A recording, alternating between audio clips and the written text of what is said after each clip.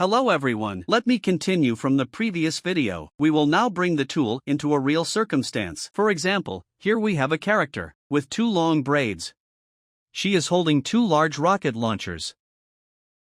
Her braid hair need to be hanging down. We are going to do some practical operations. First, we open our panel. Let's directly do an initial simulation without setup. This is what it looks like. Now the most obvious issue is, the braids are too straight, right? It should hang like this, so we are going to talk about how to achieve the correct result. Let's first add gravity to it. Usually the default gravity is around 9.80. Let's add it and see the result. It went down a bit, right? But it's still too stiff, right? Maybe we have to rotate it ourselves. Like this. Let's rotate it down a little bit. Rotate it like this. Let's simulate it once again. This way it looks a little better, right? And if we feel that it's too stiff, we can add some softness. Let's adjust this value, like 16, for example. This way it will be softer. Okay, let's bring it down a little bit.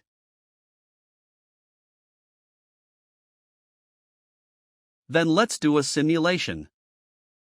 The dynamics are disappear when it stops. For example, if I want to add some rest animation, we can open the breath and add the effect. Let's take a look. Set this to 0. It will have this self-animation when dynamic stopped, including the clothes or ribbons. Sometimes you may need these self-floating effects as well, but it's too big. Let's make it smaller by crank down the amplitude. 1.2. A little slow. 1.3. Then let's do another simulation. There's some better dynamics now. Let's play and see. It feels cool, even when it stops. We also enabled inertia. And we can also enable looping.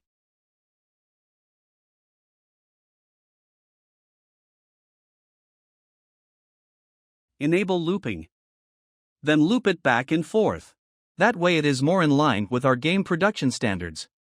Next, we noticed that it overlaps with our rocket launcher here. At this point, we might want to add some collision objects. Let's see, let's add a capsule. It looks similar to the shape of the capsule, this one. Let's add a capsule. It's too small now, let's make it bigger. Then let's scale it. Let's parent it to the bone of the weapon. We need to find where the bone is and parent to it. That's it.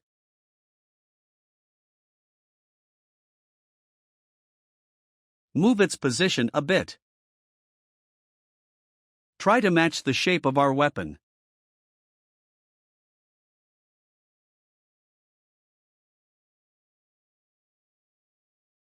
Okay, that's about it. Let's do the simulate again. Check the result. We can see the collision avoidance effect.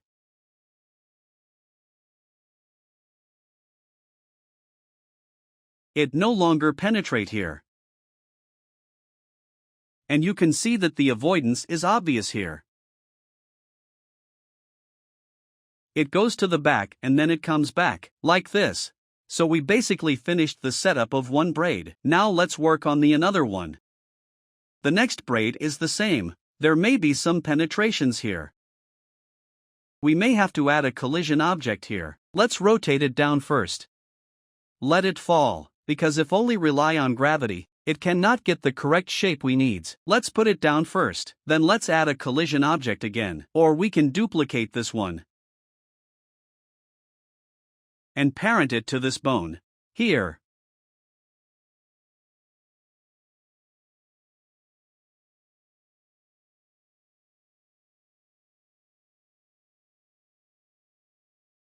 Parent it to the bone. Then adjust its position.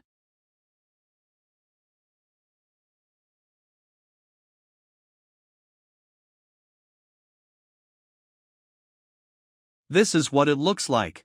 And let's simulate this bone chain as well. Check it. Here we can see that it's clearly being pushed away by the collision object.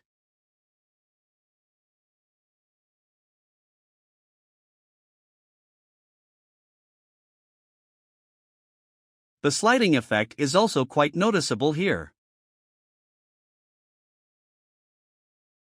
By now, we only talked about the capsule collision, and sure we have the sphere. The sphere is similar to the capsule. It's actually a capsule without the middle part and the length. Let's find a place to try it out. Because there's a strand of hair here, right? Add a sphere. Let's scale it up first.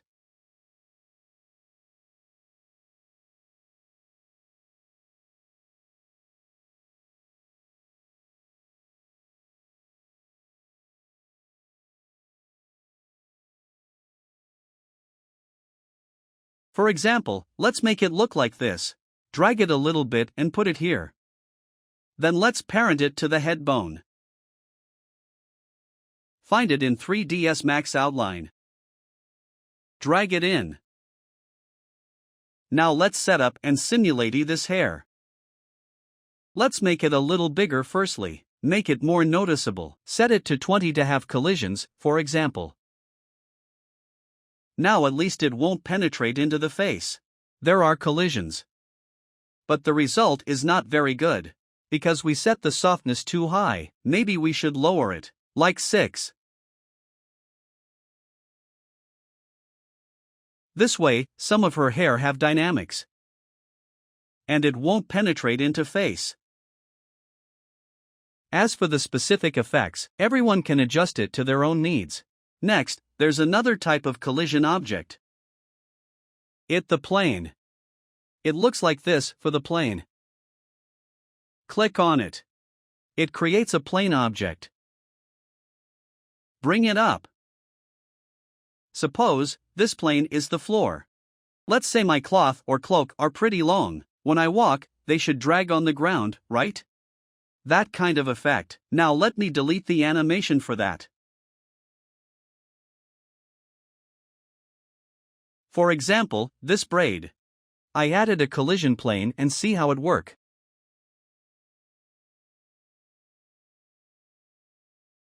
Sorry, it's affected by the head collision here. It's already sinking on the first collision. In this case it will have some bounce issue. Let's delete this. Or move it away, and simulate again. Let's see. That's better.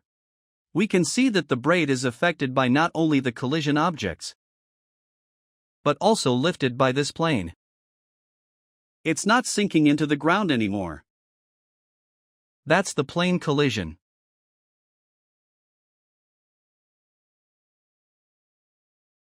Next, when the character movement is so fast, and the collision object is relatively small, tunneling phenomenon may happen, because the distance the object moving in one frame are longer than the collision object. It passes quickly. At this point, we can increase the simulation steps. By default it's set to 1, means 1 simulation time per frame. We can set it to 10 or even higher. It will do more simulations times in a frame, so it's not just going to jump through. But in this case, the computation speed will be slower. So, this is the general usage of the entire ribbon tools. Thanks for watching.